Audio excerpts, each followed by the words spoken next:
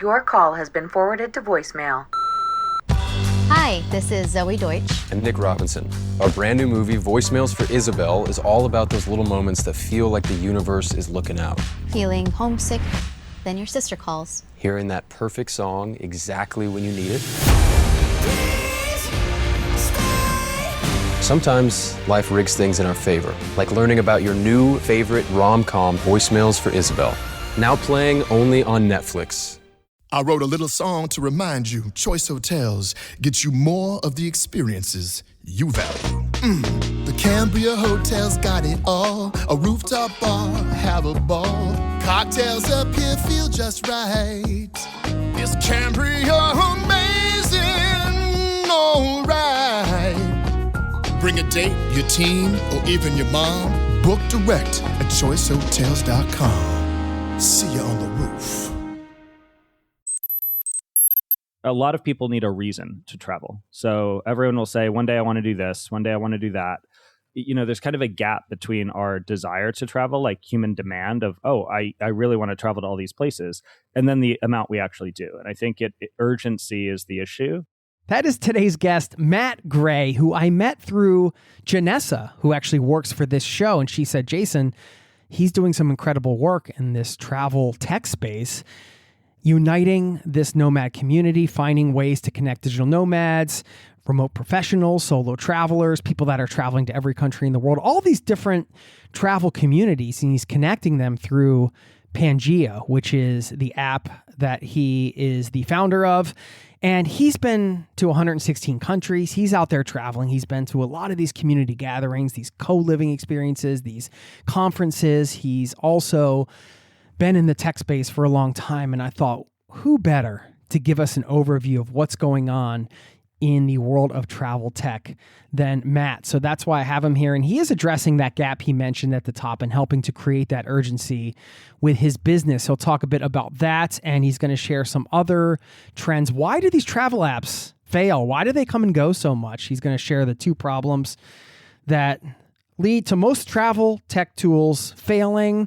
He's going to talk about AI's role in travel, the rise of social travel, and how it's impacting people's decisions on where to go and why. Speaking of where to go, I also get some destination recommendations from him. I wanted to hear about those destinations on the rise, those hidden gem hotspots that are worth spending quality time in, because a lot of the communities he's working in, they're traveling full time or even permanently. So they're spending a lot of quality time in places. Advice for running a remote business while you're traveling, and just a ton more. It's all happening in this episode right now. So buckle up, strap in. Thanks for being here, and welcome to the Zero to Travel podcast, my friend.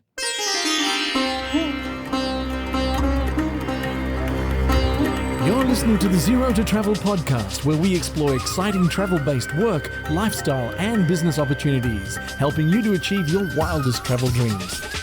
And now your host, world wanderer and travel junkie, Jason Moore. Hey, it's Jason here with ZeroToTravel.com. Welcome to the show. Thanks for hanging out, letting me bring a little travel into your ears today. This is the show to help you travel the world on your terms, to fill your life with as much travel as you desire, no matter what your situation or experience. Matt Gray is our guest. You can check out his app, which is free to download, by the way, at thepangea.app.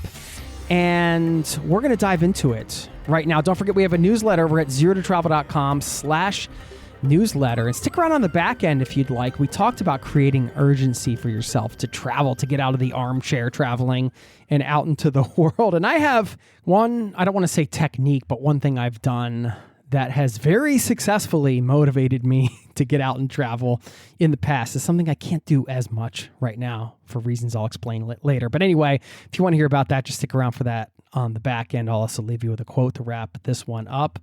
For now, please enjoy my conversation with Matt Gray, and I'll see you on the other side, my friend. Cheers. Werte Fahrgäste, bitte achten Sie auf Ihre Taschen und persönlichen Gegenstände. Unbeaufsichtigtes Gepäck wird kostenpflichtig entfernt. Might we have your attention, please?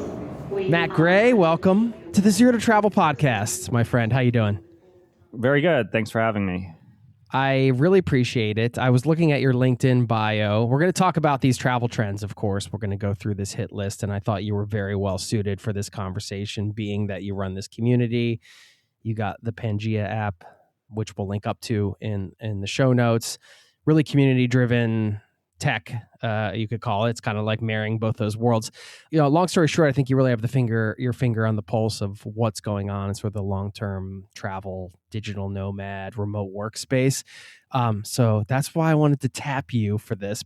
But I wanted to talk a little bit about your experience leading up to this. I saw in your LinkedIn bio you have right in there creating urgency for the world to travel more often and live more fulfilled lives. Can you talk about that statement? Yeah, totally. I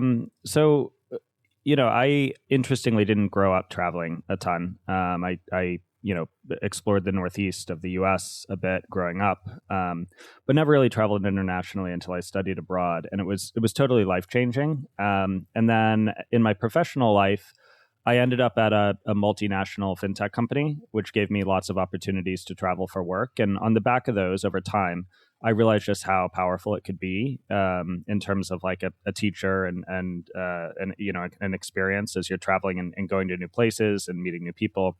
And I think in general, the world needs more of that. And one of the things I've realized as I've sort of created communities in different parts of the world and planned trips for friends and others, you always need, a lot of people need a reason to travel. So everyone will say, one day I want to do this, one day I want to do that. There's kind of a gap between our desire to travel, like human demand of, I really want to travel to all these places, and then the amount we actually do. And I think urgency is the issue. I've had, a handful of weddings, somewhere interesting, like in Europe or wherever. And people are like, oh my God, it's so cool. You get to go to Europe this summer for this wedding. And it's like, well, yeah, but you could also go to Europe. You could just book a flight and like plan a trip. You don't need a wedding in order to go. And I think I was lucky enough to have all these catalysts, to have the opportunity to meet people all over the world in my professional career, which then created all these urgent sort of reasons where, I need to go here for this thing. And that sort of was I didn't realize it for a while, but that was a major driver as to why I was traveling so much, as I always was, making a point of meeting up with someone I cared about, making a point of going to an event that I wanted to attend. And location kind of wasn't a barrier at some point mentally for me. But I think the world in general needs that push and that catalyst. And I think the people we travel with is, as important, if not more important than the places we go. So having an opportunity and having a platform and a way to create urgency for people, to help people understand all the opportunities that they do have to travel, to create that urgency on their own, I think is important to get the world traveling more and ultimately connecting more across borders, across cultures, and just opening our minds as humans of this earth we live on.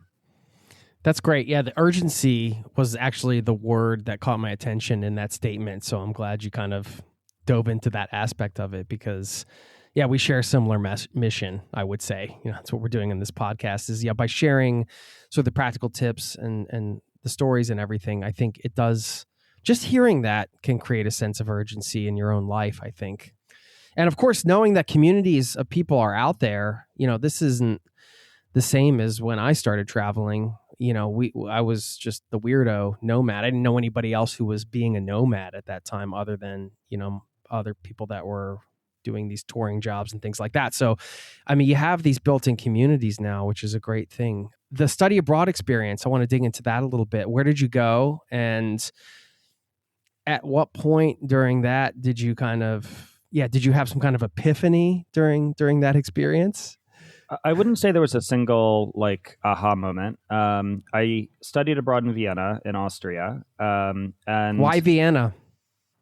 So it's funny. I had no strong desire to study abroad. I didn't feel strongly that I should or shouldn't do it. And all my friends were, signing up for study abroad. So I was like, well, I'm going to be lonely on campus because all my friends are going abroad. So I should check this out and see what the options are. I was kind of I'm not good at languages. I never have been. So that limited some of my options of where I could go. And Vienna was the only program that my university offered where you didn't need to already be like intermediate at the language of the destination country that spoke a language other than English. And I thought, like, okay, I could go to London, I could go to Australia, I could go to all these other English speaking places, but if I want to maximize the experience, I should go somewhere that's a bit culturally different, has a different language. I was excited to kind of immerse myself. And that's how I picked Vienna. It was pretty random and not the most sort of data driven approach, but ultimately had an amazing experience. And I think, going from the US where I was 19 at the time, so you're very much like still a kid, right? Like you're in college, you can't go out to drinks, you can't do all these things that are kind of part of adult life, and then immediately you go to this new city where you're 100% an adult. You can go out, you can do all these things, and had the opportunity of meeting so many different people from other universities, and of course in Vienna. I realized also how quickly community could develop when you're in an unfamiliar place, and I love that aspect of it. And I made so many great friends and connections when I was there. And I think that was kind of over the 4 months. We backpacked around the continent on the weekends. We went all sorts of places, and each one was just better than the last. And it kind of just opened my mind of, wow, I've this is my first time in Europe. There's so many places we want to go. There's only a few weekends, and it created this kind of, I guess that was the driver of my urgency, of the realization there's just all this stuff that like someday we all want to do, but time is limited. And I think that the beauty of it is the world is so big, it's impossible to do it all. And there's something special about that, but it also is, it's a bit daunting too. So I think it does it created urgency for me to just keep going and keep exploring and keep going to new places with new people. I love that the choice to study abroad was based on just like, well, nobody else is going to be around, so I got to do something, and then it ends up being this totally life-changing thing. And that story serves as a reminder to me that, these unexpected twists and turns and things that you might sort of either fall into or choose for another reason can always lead to somebody. I mean, look, if you didn't have that experience, would you even be doing any of the stuff you're doing today? I mean, maybe with the business travel and stuff, But I think one of the reasons I was so excited when I joined my company to lean into the international aspect of it and to raise my hand for every international opportunity was I realized how exciting those opportunities could be. And I don't know. Pay me, please pay me to travel, right? Right, yeah, it's like, but it's funny because some people were they were sort of seriously dating people in New York or whatever, and they wanted to minimize the amount they were traveling. So it's interesting because to me it was such a privilege to be able to do that, and to others it was like, oh, like please don't send me to India for 3 weeks. I want to stay in New York because I have all this stuff going on. I'm like, send me as much as you want. I'm happy to fly wherever you will send me. That's one thing I like to remind people when if they're gunning for those travel jobs or careers like that require a lot of travel. Because I had the same perception, Matt. I thought, well, everybody's going to want these jobs. Like, who wouldn't want to travel and get paid to do it? But then the reality is it's actually in many ways the opposite of that. Most people don't want to be on the road most of the time. And that means the barrier to entry for those types of things may be lower than you think, because if most people don't want to do it and you're willing, then maybe you're that person. Villanova was where you went to college, right? I mean, I'm from the Philly area. I don't blame you wanting to be in Philadelphia by yourself, with all your friends gone. No. Yeah. I can't knock Philly. Philly's a good I had a great I'm going to knock my home city. Yeah. Did you have a good experience in that area of the world? Yeah, I loved it. I was a big NCAA basketball fan, so some really good March Madness runs. Really enjoyed the experience, and spent a lot of my friends ended up in Philly after graduation. So I was in New York for my first couple years and would be down there every few weeks, catching up with people. So very fun city. Well, let's talk about these travel tech trends. It seems like you have 7 here. It seems like these were pretty thought out. I got the list. I don't usually get these lists in advance, but I thought, this would be a good one to kind of take a look at, so we can. Yeah, Janessa did a good job extracting it out of me. Shout out to Janessa as part of the Zero to Travel production team here, and she actually linked us up because I know she's a part of your community and stuff like that.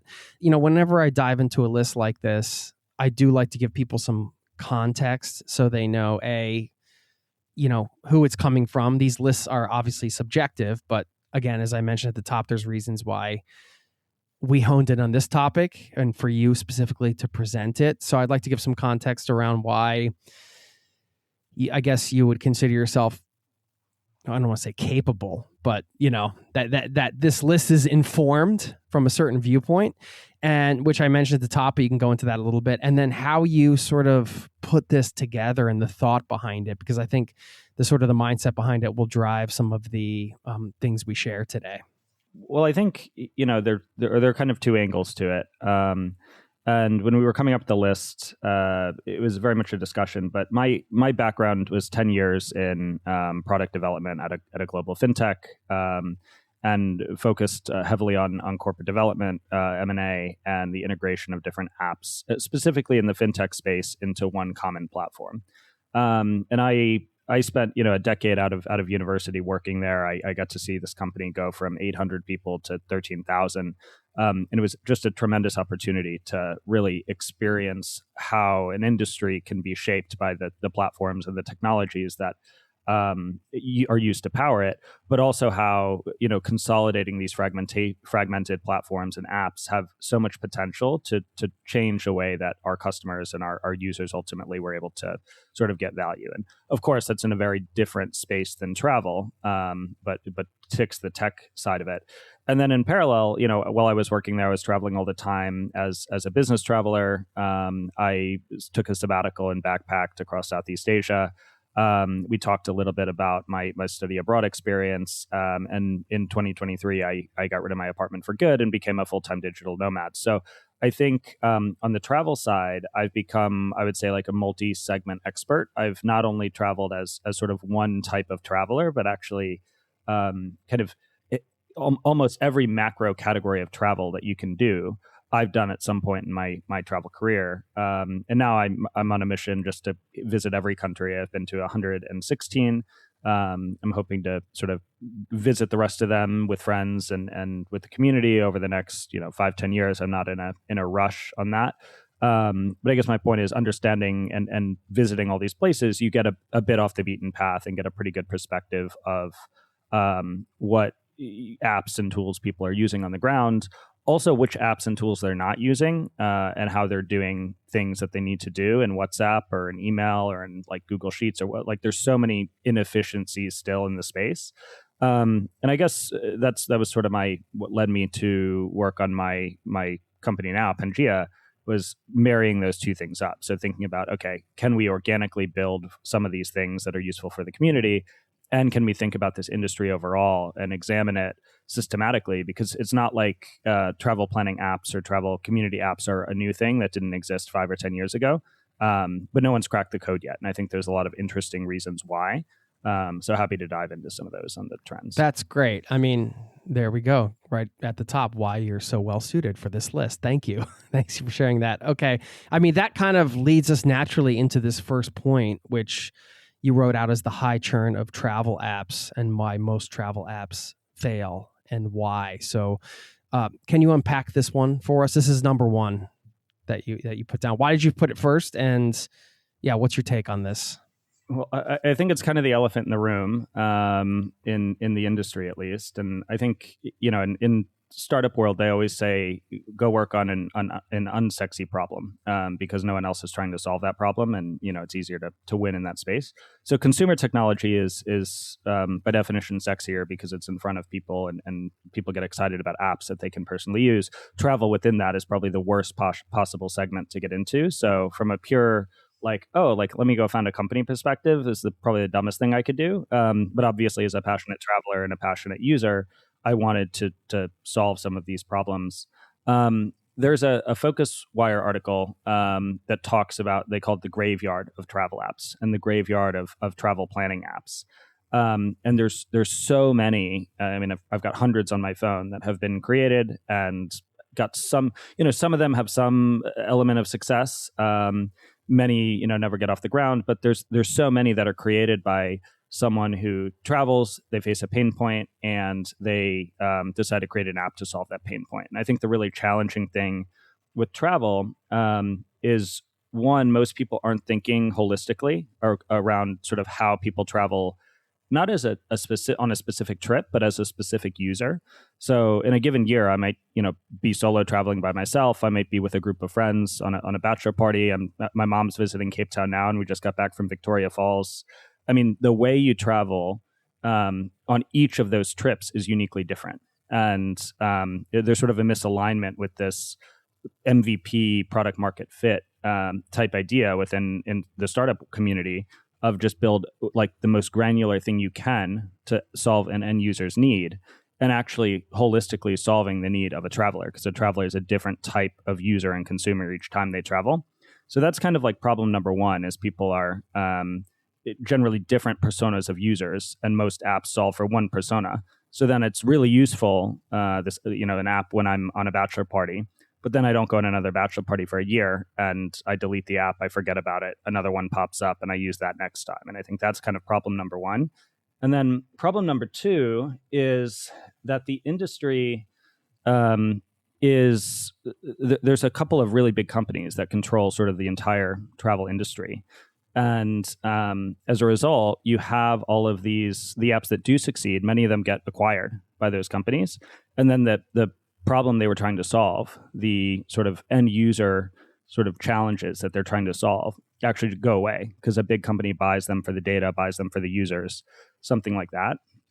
So we're taking a similar approach and looking at a lot of the companies that have found some element of success, haven't figured out a way to fully take off. And rather than letting them die or letting them get eaten up by these bigger companies, we're bringing them into our portfolio, into our platform, as a way to bring and continue the mission of all of these passionate founders to solve ultimately the pain points of the travelers on the ground. We'll get back to the interview in just a moment.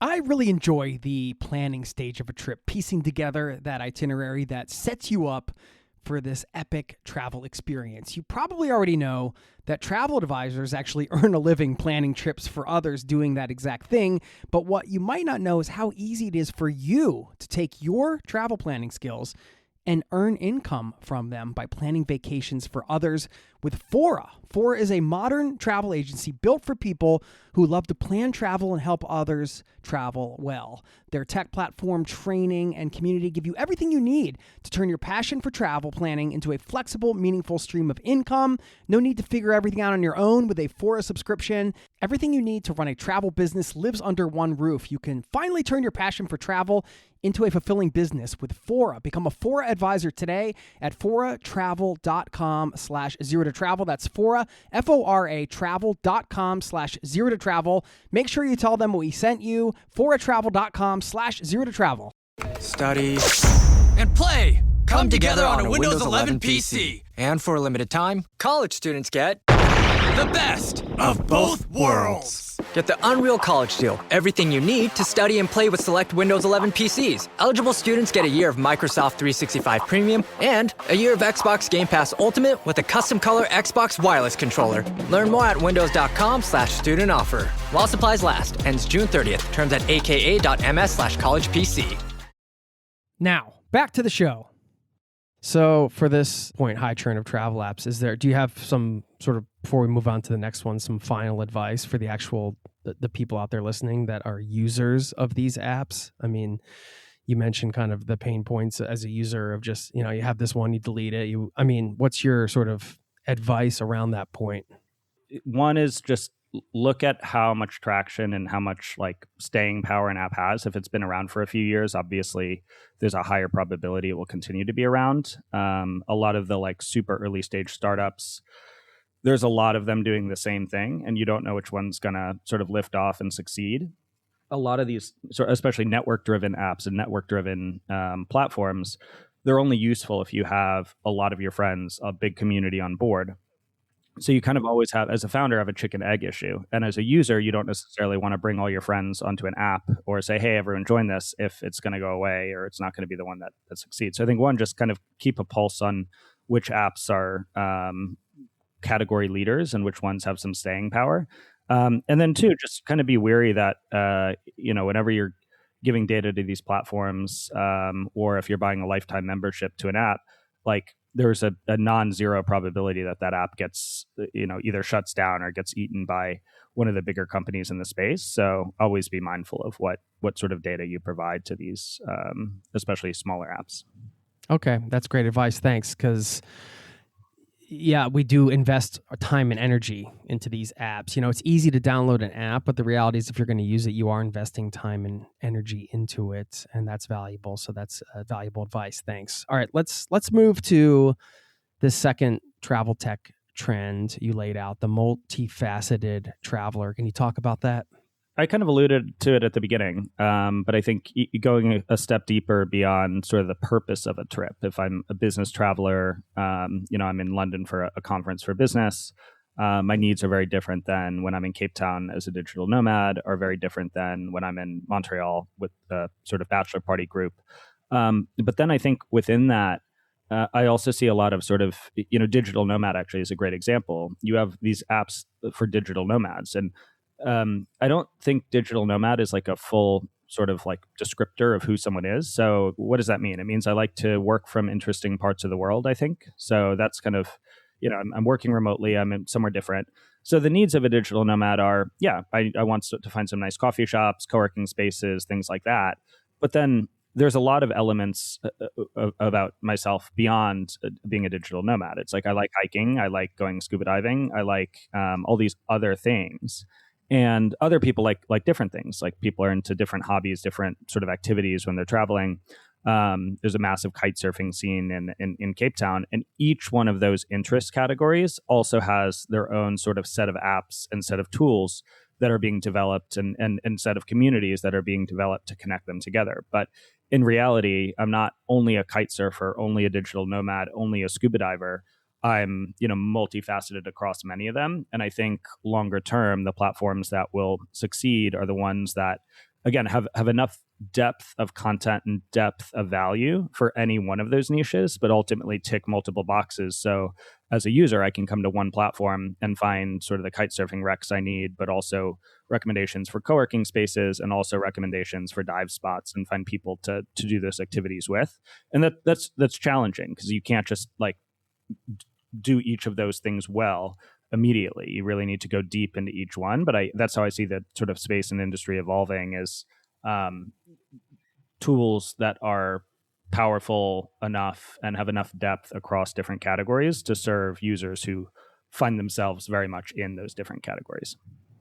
Yeah, I'm sure it's a tricky line with an app of trying to, you don't want to fall into the trap of being all things to all people, because it's not for everybody. And I think you've done a good job of creating sort of you put yourself out there, you kind of have this mission, there's sort of the values around it. And I think that's important when you're building a company like this is, you may be all things to all people. I'm using air quotes in some ways, but not really, because when people land somewhere, they want to understand if it's for them or not. I'm sure that's a tricky line for you. And we're very much focused on the digital nomad niche to start. I find it a really interesting experimentation ground. Generally pretty tech forward people who are interested in adopting technology and AI and all these different things. So we're looking to provide as much value to that niche as possible, and then think about, okay, what are the gaps? What else are they using? What other tools do they need while they're traveling? Because there's a high correlation between digital nomads and scuba divers, for example. And then start to bring those other sort of areas together into one experience. But we don't want to go too narrow or too broad, but not with enough depth too quickly, because otherwise we'll lose. Like, there's no value to anyone in that scenario. Right. It's really interesting with you mentioned this multifaceted traveler, tourist, nomad, expat, all these different things, remote worker. And a lot of these it's so funny in some ways. It's tied to the identity that traveler perceives as their identity in a way. Like, if you say, I want to be a digital nomad, you can go and start finding content that's geared towards digital nomads. But there are certainly digital nomads out there that never even heard the term. They're just living their life as a quote unquote digital nomad is what you may identify as somebody's traveling around, like you said, laptop, working from interesting places, but they never even heard the term. They have no clue that they're living that lifestyle. And so it's just it's interesting to me how if you adapt an identity or you hear a term and then you decide that that's something you want to research and take on, you can end up, because of the internet and the nature of it, in a whole world, in a bubble of content related to that. But again, there can be somebody living that sort of similar lifestyle that's completely outside of that bubble. Totally. Yeah. And I think bringing some of those different communities together, if there's people who are traveling around the world, kite surfing in interesting destinations and happen to work online, like, great. They're also, people who will get value out of our services, but we're not finding them with the digital nomad marketing or positioning or whatnot. And ultimately they're looking for other things first. So maybe other people to kite surf with or communities or whatever. But I think as we expand and as we find depth and frankly, as we work with other platforms, either partner or acquire other platforms in the space that are focused solely on that, I think it becomes a tremendous growth opportunity, not only for us to bring on new users who are going to get value out of our core platform, but also to expand how valuable our platform is for our existing users as we bring on new content and new sort of recommendations and sort of depth of knowledge around very niche travel in different parts of the world. You briefly mentioned AI as we were discussing the second point, and that brings us to our third point. Speaking of another term you used earlier, the elephant in the room. Yeah. AI, It's another elephant in the room, AI's role in travel. And you added to this point beyond hype, which got me excited because I was thinking, all right, yes, there is a lot of hype around AI, but where do you see it going? How do you see it being used? How are you guys thinking about incorporating it? You have a very human-driven model in the sense that you're trying to build this as a community. And AI sometimes can feel like that is something that's maybe not playing nicely with the idea of connecting humans. Now, it can be used to facilitate that, of course, but there are a lot of questions around AI. I think, like us as travelers, we value the human recommendations. We love the face-to-face conversation in the hostel and the person that tells us about the restaurant down the street and all those things. Those are the sort of the travel memories and connections we cherish. That doesn't mean AI can't be useful. It's just, I'm really curious what you have to say on AI's role in travel going forward. So I think first we've been there aren't a ton of AI capabilities in our platform now, and that's very intentional. We've been watching this space, and I've watched companies come up, and they're a glorified wrapper on ChatGPT, and there have been a lot of these sort of like AI for travel startups that pop up. And as a traveler, I try them, but then ultimately I like using ChatGPT or Gemini or Claude or whatever I'm using to plan my trip and to find recommendations and things to do better than using these like travel specific ones. So I think it's at the pace it's moving, it's a very tough thing to crack. So we were very hesitant to, move too quickly and ultimately ship something that's not useful. I think there's, again, on the hype point, there's just so many random like companies that are doing AI for the sake of AI. What we have been doing is, especially with our most active and most sort of traveled users, we've been using AI a lot in the background. We have a lot of different experiments and models that we've put on top of our data. So starting to think about where can the AI assist us in leveraging the amazing data we have in our platform. So for example, I've got 700 friends on Pangea. Obviously, I'm the sort of most popular person on the platform because I've brought everyone. You're the Tom from MySpace. Yeah, I guess so. the Matt from Pangea. But what's cool about that is I almost have too much data to, most people have like 10 or 15 friends on Pangea. So when they add a trip, it's easy to keep track of who's going where. In theory, we all have all these connections from different parts of our lives. And I think the end state we want to get to is everyone bringing their whole community onto the platform, because the more people you have on board sharing where they're going to be, the more likely that you'll have an opportunity to connect with someone in the world. And on the top end with our most active users, we're starting to use AI as a way to say, okay, like bringing in information that's sort of publicly available, like flight routes and flight prices and flight durations and things like that, and proprietary data that we have in our platform, like the places you want to go or haven't been yet, and where your friends are going to be, we can start to suggest, hey, you've got this trip ending on this date. It doesn't look like you have another trip starting for 3 weeks. Here are some ideas of where you could go cheaply, quickly, where you're able to go somewhere you wanted to be, and where you're able to see some of your friends or your network, and really thinking about where are the applications of AI where we have proprietary data about our users that can be beneficial for our users and is otherwise not easy for them to extract, or easy for them to go into ChatGPT and say, hey, where should I go based on where all my friends are? Like, OpenAI doesn't actually know where all your friends are. So that becomes a really powerful sort of catalyst. And sort of the second piece, as we're experimenting with our most active users, a lot of people, especially I think well-traveled people, know how to get the answers they want when they're planning a trip out of the AI engines. So we've been thinking a lot about what are the things that I just ask AI before my trip, the day of my trip, during my trip, like what are those touch points, and talking to and getting feedback from other sort of prolific travelers who are using these tools all the time.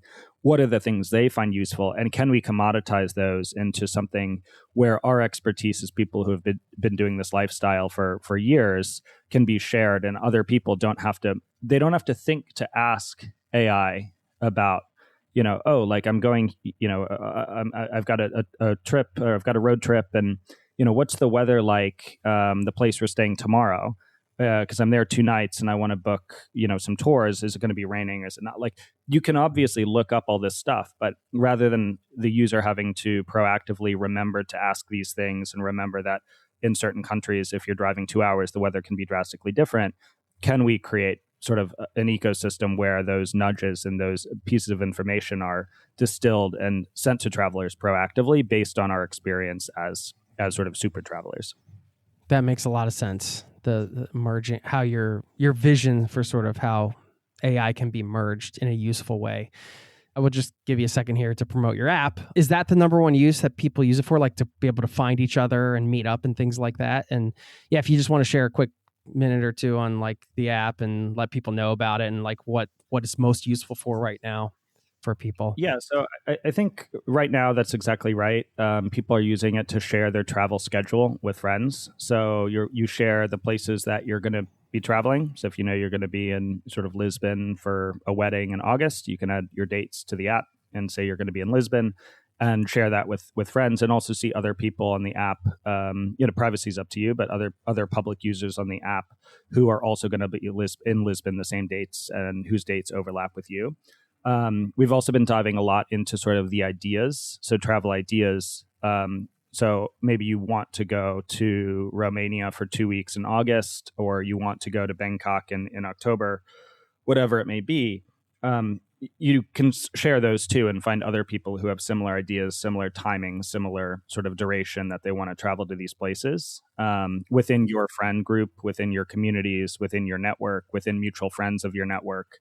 Because I think, especially in unfamiliar places, if you have a friend that you haven't seen in years, amazing opportunity to reconnect. If you have a friend of a friend somewhere where no one else, that's kind of your closest friend in that location. So we're really trying to think about how do we unlock sort of the who, where, when aspects of travel, and understand where people from different parts of my life, professional coworkers, friends, family, etc., where they're going to be in the future, and use that as a way to align my travel plans. And I'm going to be in Bangkok in October for a work conference.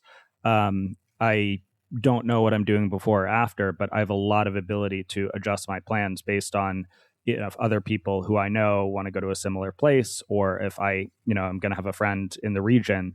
It's an easy flight to get from Bangkok to, I don't know, Laos or Vietnam or whatever, something in the region. So using that as a tool to help you ultimately plan your travel. Because I think, again, it's the people you get to connect with and the people you travel with more than anything. And then, longer term, I see Pangea as sort of the Strava for travel, a tool that brings together knowledge about anything you need to know, sort of like more granular recommendations from like-minded people, travelers like you, let's say, because everyone has their own style and their own sort of things that they enjoy in a city. And that's why apps like Google Maps are great, but it's everything. I don't actually want everything. I want recommendations from people like me, which is why we trust recommendations from friends. And I think that's what we want to unlock over time as we build up our community and our database of recommendations and places. It's just become the knowledge engine, sort of community-driven knowledge engine for travel. Cool. You mentioned your extensive travel, 116 countries, I think you said now. And then, of course, the wealth of recommendations you've seen through your work and stuff like that. So I do want to let people know and let you know after we get through this list, I do want to hear some destination recommendations because this is a travel podcast after all. So we're going to do that. One quick thing I wanted to mention before we move on from AI to, which is the third point here on this list. We're going to move to the fourth one in a moment is you mentioned this quickly, but I thought this might be an opportunity to educate. I do some consulting for an AI company here. And I think like there's just people that don't know when you said a wrapper, what you meant. And hopefully I just want to clarify this for people is that companies can use like a ChatGPT or Claude or one of these, and they can take their model and just put like branding over it. And you're essentially just using ChatGPT, but it says, travel recommendation app or whatever, but it's really just ChatGPT. Is that correct? Yeah, exactly right. I just wanted people to be aware that that's a thing. So they're not going and spending money on something that maybe they already are spending money on. Yeah. And, each of those sort of wrapper apps has their own, edge, I would say. They're giving the AI a little bit more context. They're giving some engineered prompts, but ultimately those can only go so far. And I think if the interface is a chat window and the company is basically pre-told the AI in that context, you're a travel agent recommended, they're giving some additional context to the AI to make their responses a little bit different than what you'd get if you just ask the question on OpenAI directly. And maybe you've given them some information about yourself, what you're interested in, how you travel. But generally, it's very shallow, I've found. And what I love about sort of our app as we sort of continue to get users using it for years is the profiles we get to build based on the places you've been, the friends that you have, and where they've been. We get a lot more information about who you are, and then can ultimately tune the recommendations from AI way more because we have a deeper profile and understanding of how you travel. But I think a lot of the wrappers are very shallow level in that sense. We'll get back to the interview in just a moment. Are you looking for a smarter way to start your day? Always a good thing, right? Morning Brew Daily breaks down the biggest news in business every morning, fitting seamlessly into your day. Hosts Neil Fryman and Toby Howell cover everything from the latest tech headlines to why nobody can afford a house right now. And their approach actually makes morning news fun.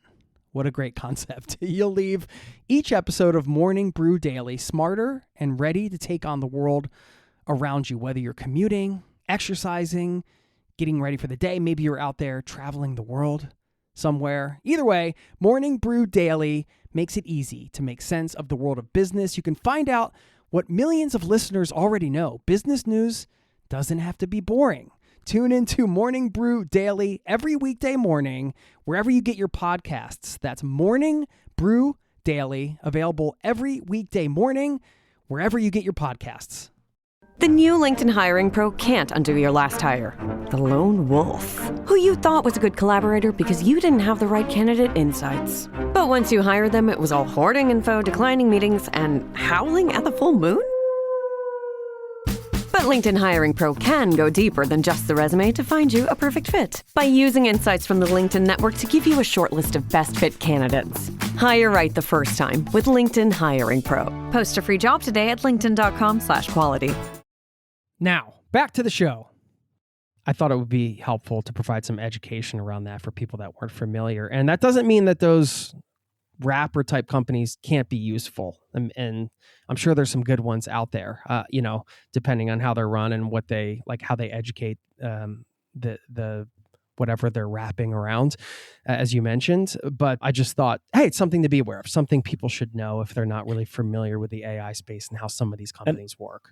And ultimately, we will, just to clarify, also be a wrapper on top. I think we just have more proprietary data that those models won't have on their own. So ultimately, I would look, if you kind of asked which apps to engage with, if the app has stuff that is unique to them, and it's not just tuning an AI model, but it is information that is unique about you, they've structured it in a certain way, or they have sort of proprietary data from their users in their community that's valuable, that allows them to really enhance the AI experience. The ones where it's just like travel recommendation app that's totally AI and they know nothing about you and users aren't giving it any content are very much sort of surface level wrappers on ChatGPT. And I think there's many of those that I'm seeing coming up. So again, just be mindful of which apps you're engaging with, paying, and sharing data with.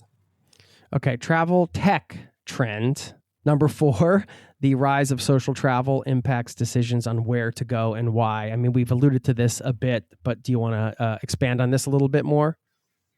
Totally. So, I see it more and more. And if you kind of look back at how travel platforms, if you look at a booking agent or a booking, platform to book flights or to book hotels or whatever, it asks, where are you going? And when are you going there?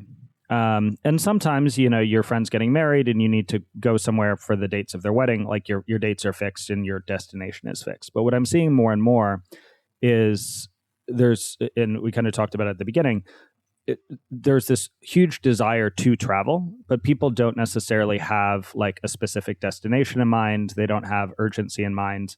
There's no reason that they need to go to a specific place at a certain date. So they're saying, I want to plan a trip. Where should I go? And I think, if they've got friends who are already traveling somewhere, that's one catalyst. We see this a lot within our community and within digital nomad communities in general. If you have a lot of friends going somewhere, it's the perfect time to go to that place. The other thing we're seeing is sort of event-driven travel. So if there's, a big festival or a conference or something like that, that's another driver to go to that location. And what I'm also seeing is a huge rise in sort of group programs that are designed to take people who don't necessarily have a lot of friends who are traveling. Maybe they're new to it and they just want to explore somewhere that's been on their bucket list for a while, with other people who are like them. They don't necessarily have that group. They haven't built that community themselves because they're newer to travel. I'm seeing a huge rise in companies that are targeted at taking people in their 20s and 30s, or really all ages. I think sort of social group travel, when I was growing up, it was stereotypically like the old person bus tour through Europe or whatever, for a bunch of retired folks. And that's totally changed, where now group travel is very much focused on sort of every age group and focused on pairing them together with other like-minded people, and now more and more around common interests. So you're seeing sort of group travel experiences that are kite surfing retreats or surfing retreats or diving months, or whatever. So a group of like-minded people in a destination around a common interest is becoming more and more of a catalyst, which is sort of why people are booking trips more than they used to, where it's like, oh, I'm going these specific dates to this location. It's now, oh, I want to go on that experience. So now that's why I'm taking the trip. Yeah, that makes sense. And it's a whole different ball game when you, like you said, you're required to do something for business or a wedding or something like that versus I could do anything right now. Where should I go? What should I do? Yeah, I can see how that can lead to a rise in this social travel, particularly if you're somebody who's a solo traveler or you want to connect with others, other like-minded people. It's just so much easier to do that now. So it makes sense. And those weddings and business trips are great. Again, they're catalysts to get you to a region. So if you're in Europe for work, then great, you're already like halfway there.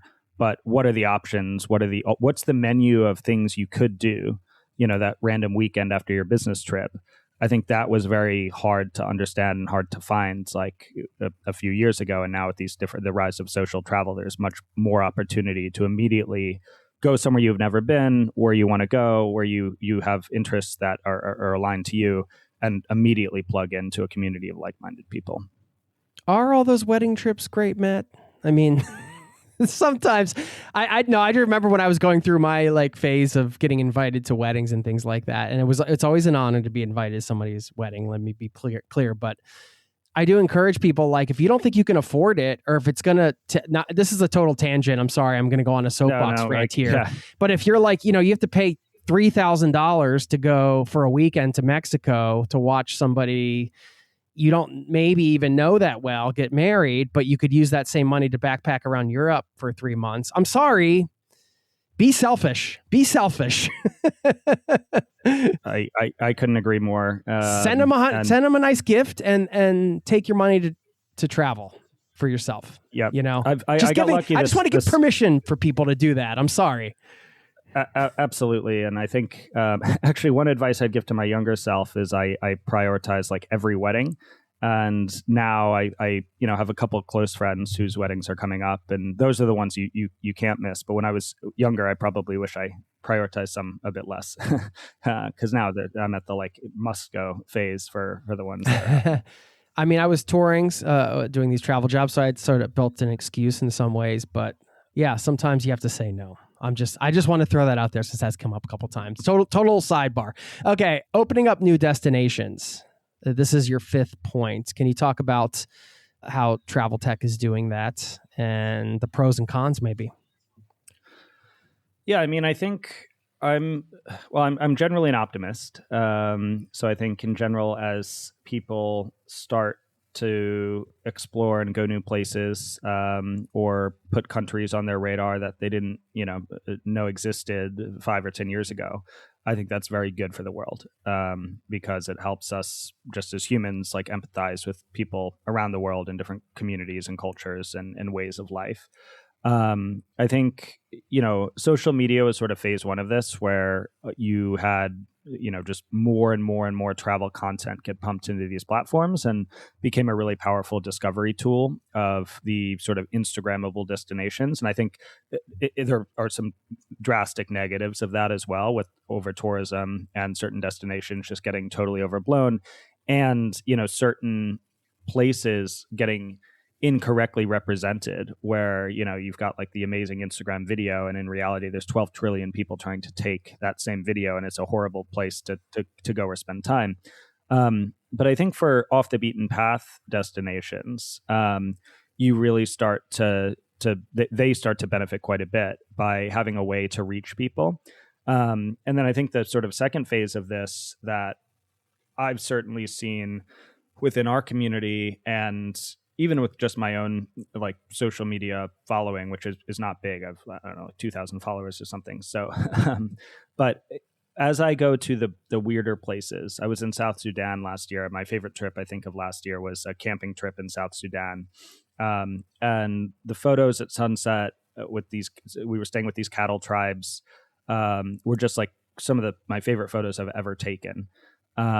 And I had so many people ask, like, how do you do this trip? How do you book this trip? And I think it's amazing because you Google South Sudan, you're going to see some like news article headline of some horrible thing that's happening in a very small part of the country. And you miss all this sort of beautiful experiences that you can have in those places, because people totally write off these destinations. So I think as these sort of connected social travel platforms get more steam, and especially as you start to see where friends are going, or see where communities that you're maybe a part of are going to these off the beaten path destinations, it just puts them on your radar as somewhere that you can go. Because I think as sort of Westerners, we look at the map and it's like, oh, well, I would never go to any of these countries because in my brain they're not safe and they're not, like, there's nothing to do there and I know nothing about. It's really ignorance more than anything. So I think that the interconnectivity of it all is beneficial for those off the beaten path places to get on the map and benefit from all the great parts of tourism and all the great things that they can get as international people start coming, and they get to sort of open their minds and meet people who have had all these different experiences around the world. And similarly, we can connect with them as well. I think this dovetails nicely into the next point, number 6, breaking the nomad bubble. I mean, you could insert expat bubble, you could insert a group travel bubble, maybe. I mean, in some ways, you can put yourself into a bubble anywhere, right? You could stay, you Totally. could be an independent traveler staying at a hostel and be in the sort of, I'm just going to do Hostel things bubble. with fellow travel. Yeah. I mean, there's all these Yep. bubbles, and those bubbles can be fun. I mean, you can float around in those bubbles and have a great time. And I think we're all guilty of that to some degree, but yeah. Sure. And I mean, you shouldn't even feel guilty about it in some ways. Like, you know, get out there and do what you want to do. You know, that part of what you're doing is, you know, connecting people that are travelers, you know, in places, and that can be fun. You can explore. But then there's I'd say the importance or the desire, I would say, for everybody listening here. I know one of the things we love about travel is the connecting with the cultures and getting to know, trying to get under the belly of it, so to speak. And, you know, technology, sometimes it can feel like there's a disconnect. Like, can technology really help me do that?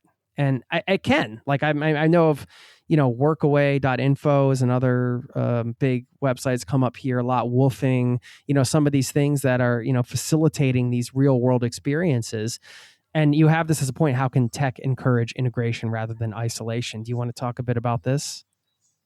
Yeah, totally. I think, you know, it's a tough line, especially for the platforms, because a lot of the platforms are owned by, you know, either US based companies or international companies. And like Airbnb is a great example, where you've got, in theory, all these positives. It was built as a platform to get people to stay with locals. And then it's evolved into this platform where these large corporations are buying up tons of real estate and causing housing issues in different places.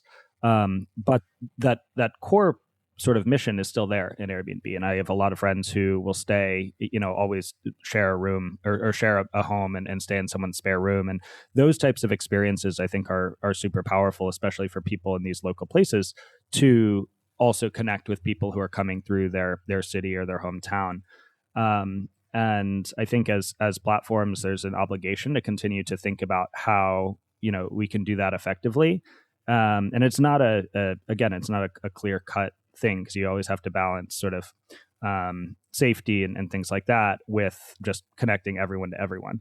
But overall, I think it opens up the ability to go deeper beyond just the like touristic stuff that once upon a time you would find on TripAdvisor or on some other sort of high level blog, and find experiences that are run by locals to places that are off the beaten path.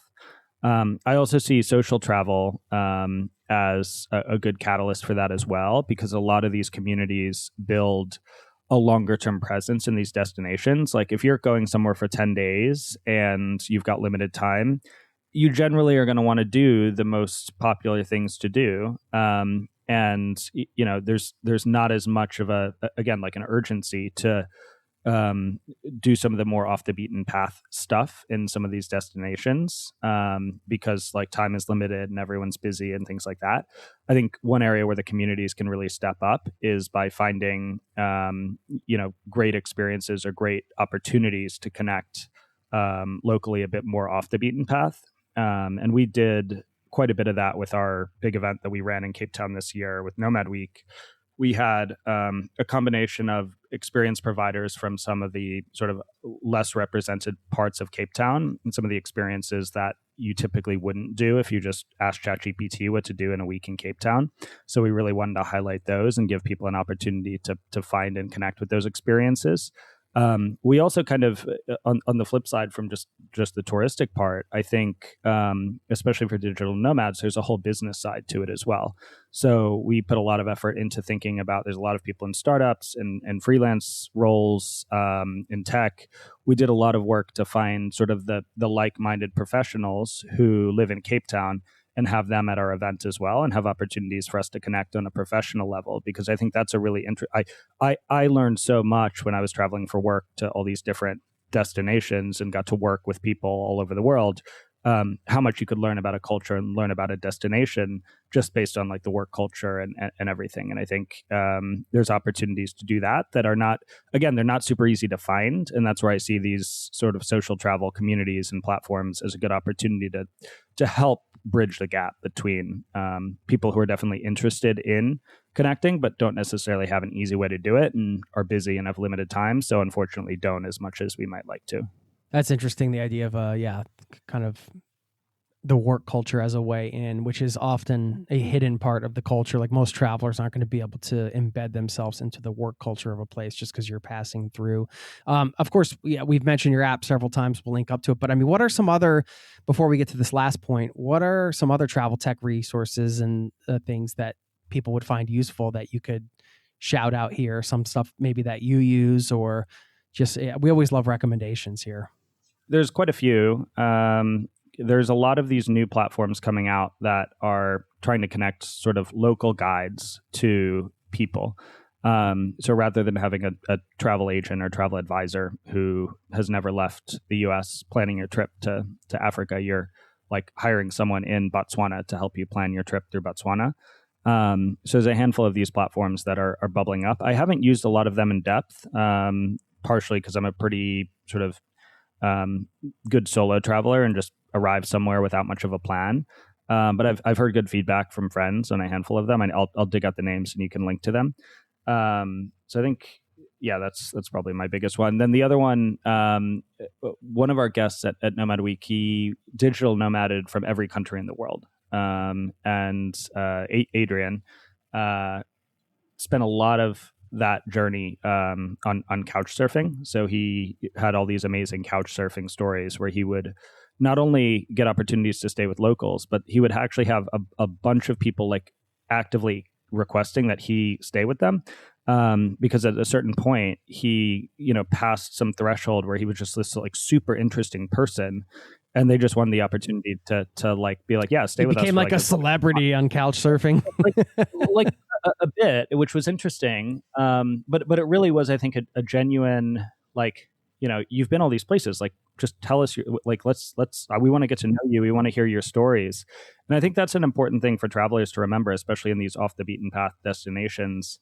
There's a lot in the most popular places. There's negativity sometimes towards tourists, but in the vast majority of the world, there's not a lot of tourism. There's not a lot of opportunities for people to connect with people who are from other parts of the world. And when you're there, the conversations that you can share with these people are exciting for them, as exciting for them as they are for you. So don't be shy to just talk to strangers. Yeah, that's a great point. I mean, it's a privilege to roam the planet and to travel, and it's a privilege that the majority of the world can't afford. They don't have the passport for all of these things. So to be able to engage and share some of those stories with people that might not get to those parts of the world and are curious, that's always a great gift. And I think it inspires too. Back to our point on, if you have a friend who goes somewhere off the beaten path, like, it puts it on your radar. For some of these places where travel is much less popular and much less people have the opportunity to do it, just having the conversation, sharing photos, sharing your firsthand, impression, I think inspires people to put those places on their bucket list and to strive for them. So I think the more we know about the world, the better. Okay. Yeah. Dig up those names. We'll put them in the show notes for the local guide stuff. But let's cover this last point, number 7, so we can finish off this list of 7 travel tech trends. This is travel tech as a force for empathy and stability, the bigger why. Can you explain this one? Yeah, totally. So I think in general, I've found that my just understanding of the world, the more I travel, just continues to increase, right? Because you have conversations with people from different parts of the world who have, different perspectives than what might be shared on different news outlets and social media. I think if everyone had a close friend in every sort of part of the world, and that's more than just countries, right? Because within a country, there's like the U.S. is a great example. There's people who think drastically different about politics, about religion, about all these different things. But if you had a close friend who was in each of those sort of combinations of country and culture and all these different things, and you had deep conversation with all of those people, if every human on Earth had that, I think the world would be a much better place. And I think that's a very obviously difficult position to get to, where everyone has these opportunities to connect with hundreds of people around the world in depth. But as we travel and as people travel to more and more locations, I think there opportunities to network and to connect across borders and across cultures. And it just builds empathy. It becomes a lot harder to say everyone in this location is evil because the news says that, when you've met really awesome people on the ground there. And I think, people clearly aren't their governments, and people are not, the stereotypes that we might know them for. And I think travel, like, you can kind of know that innately in your brain, but until you really connect and really go deeper, I think it's an important part of bringing down those barriers and bringing down the way we think about other parts of the world. And ultimately, if everyone had the opportunity to connect with everyone else in the world, I think the world would be much more empathetic. You realize most people are good, and most people have really interesting stories, and there's so many opportunities for us to sort of work together versus against each other. And I see travel as a really powerful sort of teacher of that. It has been for me, and I think the more people who do it, the more we can sort of continue that mission, and hopefully make the world a better and more empathetic place. Let's talk destinations, Matt. This goes back to your fifth point, opening up new destinations. I'm curious, with your bird's eye view of everything as a solo traveler and also on your own, and of course, with the community and everything like that, you've been to a lot of places. Can you share like 3 destinations that perhaps are on the rise, maybe hidden gem hotspots that you could enjoy spending some quality time in, but maybe aren't necessarily the first ones that come to mind for people? Totally. So I think the one I've been seeing a lot in different communities, I'm actually going this year as well, but the Central Asian region in general, Kazakhstan, Kyrgyzstan, Uzbekistan, the stands. all getting a lot of, the stands, yeah, all getting a lot of attention, and seeing more group travel going to those places. I'm taking a community there in June and July, which we're really excited about, but supposed to be beautiful. I've not been, but I'm seeing quite a bit of growth in that region in general, and I think a fantastic place to go. So I'll give you my honest recommendations once I'm there. Yeah, certainly there. And then I think Europe, we're seeing a lot in sort of Southern Europe, and Albania has gotten a lot of traction the last couple of years. Seeing some of that go into Kosovo as well. So some of the sort of less traveled parts of Europe are getting attention. I think there's, if you think about sort of the cuisine and geography and people and culture, it makes sense because there's all this great coastline, all this like similarity between some of the more popular places, but at a lower price point. Great opportunities for those countries to get on the map and to get a bit more explored.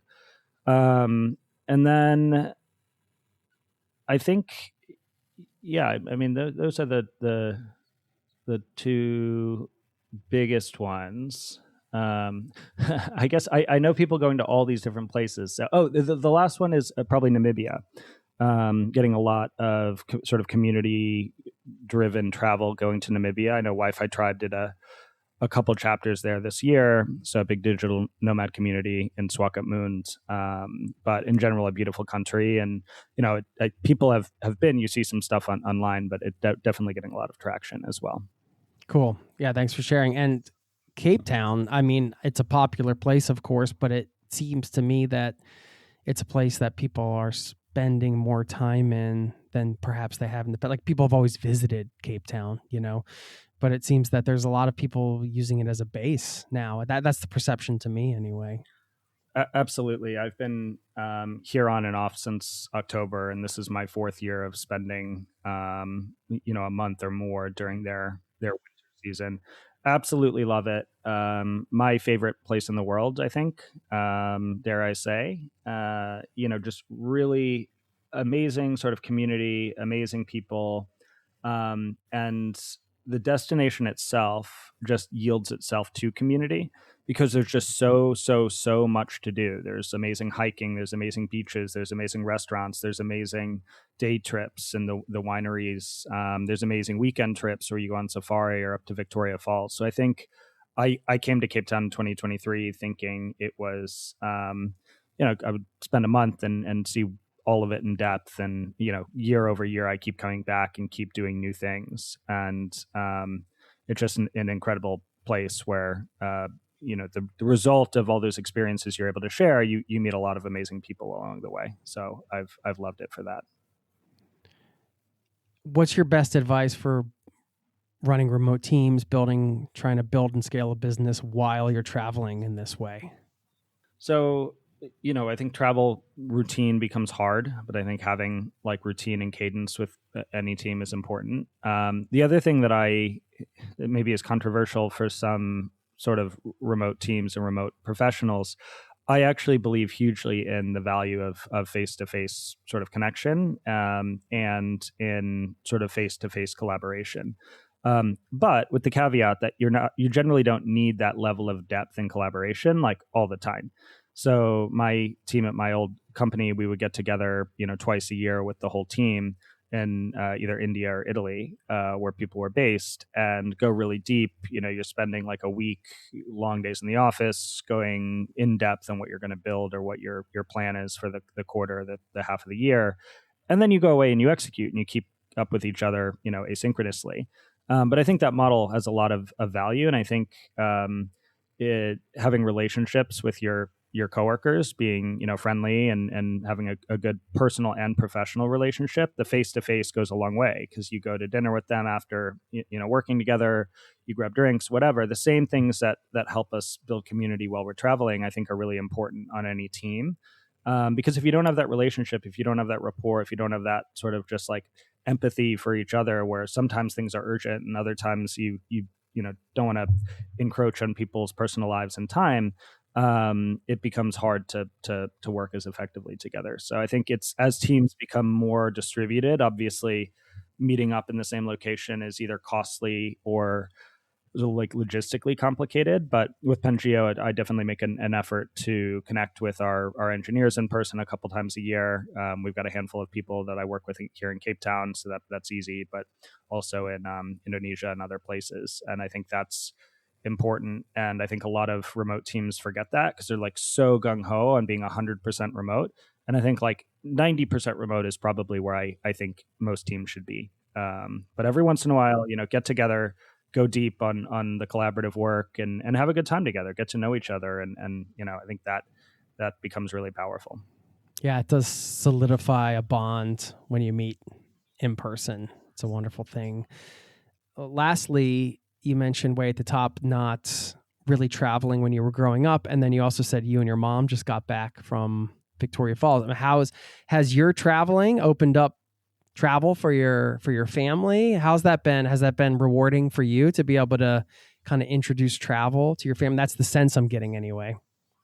Totally. I think, I was growing up, I got very comfortable moving around, because we would road trip the East Coast so often, and I was comfortable moving every couple of days. So to that end, it kind of like primed me to be a good traveler.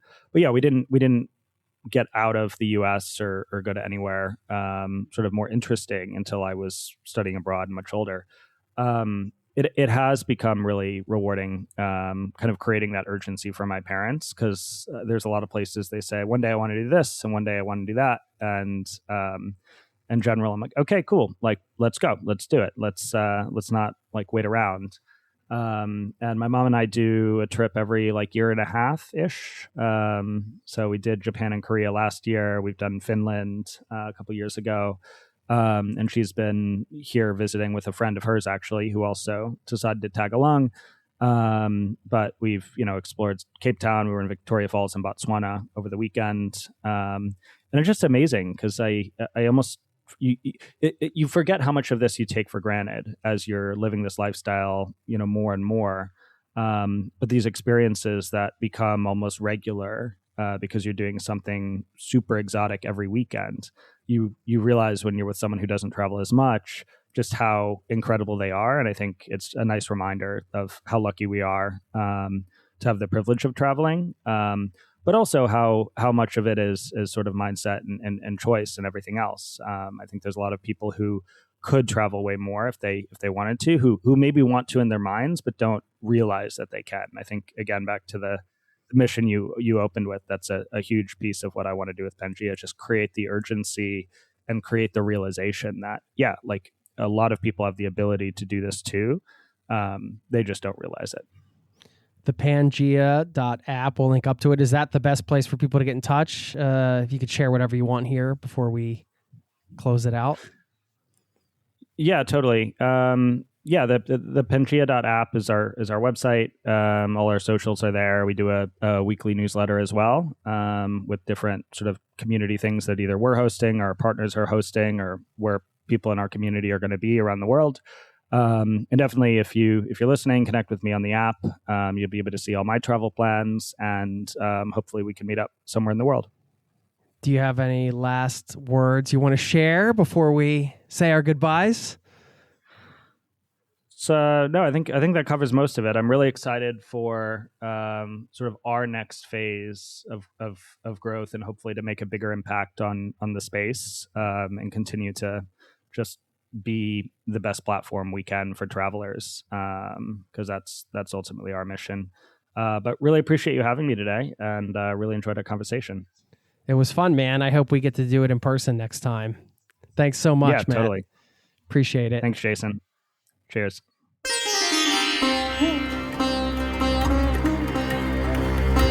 There you have it. Thanks to Matt for stopping by the show. Check out his app over at thepangea.app. I think this guy's going to be the one to pull it off. I've seen so many of these apps come out trying to unite travelers and bring these communities together. But he's out there and he's really doing it. So I encourage you to check this out. And you heard me at the top of the show mention creating urgency for myself to travel. And I hope you don't kill me for sharing this, because it may seem obvious. I'm going to put some context around it, though. It's just booking the flight. And I would say booking a flight somewhere you really want to go without overthinking it and doing it perhaps months in advance. Committing to a block of time when you're going to go to X destination, even if you don't know what the circumstances are going to be. Maybe you were doing contract work like I was at the time, and I didn't even know if I'd have a job then. This is how I would lock in trips. If I always waited until sort of feeling like there was going to be the perfect time to go, there would be so many trips untaken. By simply committing, by booking the flight and just saying, well, I don't care what comes up. I'm prioritizing travel first. I'm committing to this thing, and I'm committing to this block of time to go to this place. And I'm going to have this experience, and everything else that's going on in my life, I'm just going to have to work around this trip. It is what it is. And that might mean I miss some other opportunities. It might mean I miss somebody's wedding. It might mean passing on a job, whatever, all of these things. And all of those things happened. But I got to take the trip. And that's why I wanted to put that context around it, right? Because the idea simply of booking a flight, that's an easy one. But it's the level of commitment that you're bringing to it and the prioritization that you're bringing to it that really locks in a trip and makes it real and creates that urgency, because now you're committed mentally, you're financially committed because you already bought the ticket.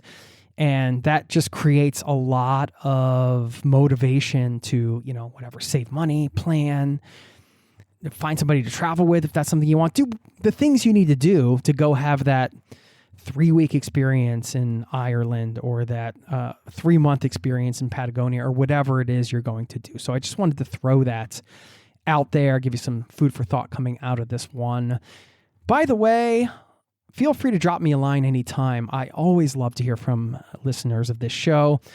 And this is a global listening community, and I make this show for you. So let me know if there's something you want me to talk about, if there's a certain person you want me to have on to have a conversation with. Jason@zerototravel.com is my email. Of course, you can also sign up for the newsletter at zerototravel.com/newsletter. And before I share a quote, I will mention also we're now part of the Airwave Media Podcast Network. You can go to airwavemedia.com to check out some of the other cool shows they have. Shows from Fast Company, Motley Fool, which I've followed for a long time, and a whole bunch of other great shows. So check them out. I will leave you with this quote. On urgency, what else? What else would it be on? This one's from Jim Rohn, who said, without a sense of urgency, desire loses its value. Thanks for listening, and I'll see you next time. Peace and love to you and yours. Cheers. Have a great one. This podcast has been brought to you by ZeroToTravel.com. Ideas and advice to make your travel dreams a reality.